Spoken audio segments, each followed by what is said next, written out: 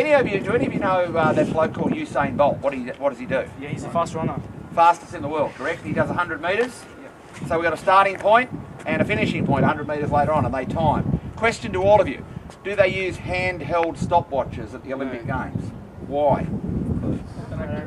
What, the watch is not accurate enough, or? Right, so that means we have a lot of people blaming motor cars. I don't believe the motor car goes out of control, I believe people do. The same thing in athletics. Well, drag racing is exactly the same, because what happens?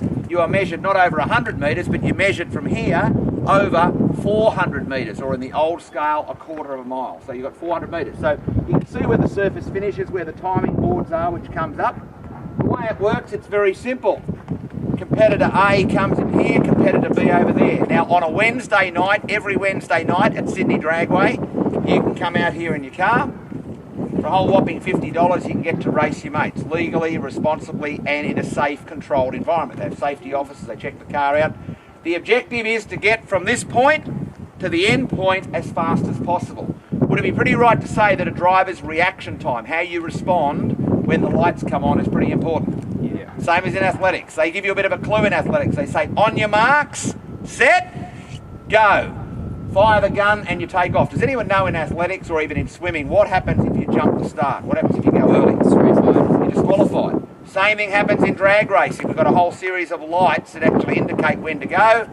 If you go too early, a red light comes on, which means you've gone too early. There's another expression we use here which has a lot to do with driver fatigue on our public roads. There's a saying here at the start line, you snooze, you lose, because if you sit here and go, oh, I wasn't ready, you know what your other competitor's going to say? Tell someone who cares, because you only get one go at this whole thing.